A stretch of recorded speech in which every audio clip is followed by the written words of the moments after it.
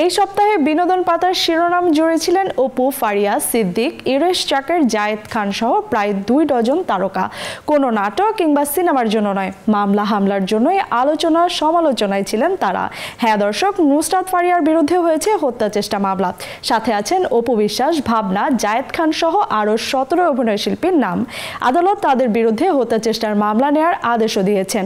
একই দিনে অভিনয়শিল্পী সিদ্দিকের ওপর হামলা করে লাঞ্ছিত করার পর ঢাকার রমনা থানায় সোপর্দের ঘটনাও ঘটেছে।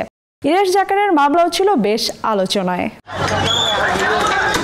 বৈষম্য বিরোধী ছাত্র আন্দোলন চলাকালীন রাজধানীর মিরপুরে গুলিতে বিএনপি কর্মী মাহফুজ আলম শ্রাবণ হত্যার অভিযোগে মার্কেটিং ও বিজ্ঞাপন সংস্থা এশিয়াটিক 360 ব্যবস্থাপনা পরিচালক অভিনেতা ইরেশ জাকেরের নামে মামলা দায়ের করা হয়েছে। গত 20 এপ্রিল নিহতের ভাই মোস্তাফিজুর রহমান বাপ্পি ঢাকার চিফ মেট্রোপলিটন ম্যাজিস্ট্রেট আদালতে মামলার আবেদন করেন। এই মামলার খবর প্রকাশ্যে আসতে ক্ষোভ উগরে দিয়েছেন অনুরাগী এবং শোবিজ তারকা ও পরিচালকরা। অনেকেই দাবি তুলেছেন অভিনেতা বৈষম্য বিরোধী আন্দোলনে সম্মুখ যোদ্ধা ছিলেন। এরপরও অভিনেতার বিরুদ্ধে হত্যা মামলা হওয়ায় হতাশা প্রকাশ করেছেন তারা। তার পরপরই হত্যা চেষ্টা মামলার আসামির তালিকায় চিত্রনায়িকা নুসরাত ফারিয়া, অপু বিশ্বাস, নিপুণ আক্তার, আসনা হাবিব, ভাবনা, চিত্রনায়ক জায়েদ খান সহ অভিনয়শিল্পীদের বিরুদ্ধে মামলা হয়েছে ভাটারা থানায়। আসামি তালিকায় আরও নাম উঠে এসেছে সুবর্ণা মোস্তফা, রোকেয়া প্রাচী, সুহানা সাবা, মেহের আফরোজ শাওন, জ্যোতিকা জ্যোতি, চিত্রনায়ক সাইমন সাদিক, আজিজুল হাকিম সহ 17 অভিনয়শিল্পীর।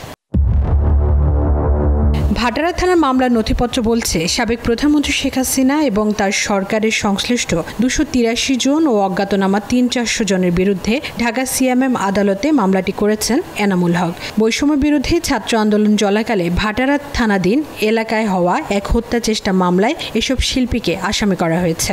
অভিযোগ, এই তারকারা আন্দোলনের বিপক্ষে অবস্থান নেন এবং বিগত সরকার ও ক্ষমতাসীন আওয়ামী লীগের পৃষ্ঠপোষকতায় হত্যা চেষ্টার প্রত্যক্ষ বা পরোক্ষভাবে যুক্ত ছিলেন।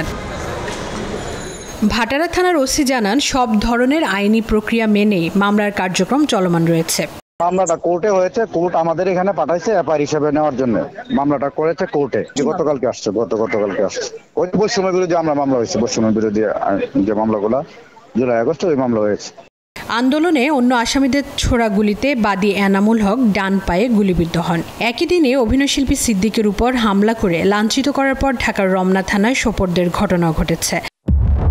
অভিনয়শিল্পী সংঘের সভাপতি আজাদ আবুল কালাম ঘটনাগুলো শুনেছেন। তিনি জানিয়েছেন, এভাবে মামলা দেওয়ার প্রবণতার বিরুদ্ধে সামাজিক প্রতিরোধ দরকার। সরকারিভাবে অন্তর্বর্তীকালীন সরকারের উচিত হবে এ ধরনের মামলাকে প্রতিরোধ করা।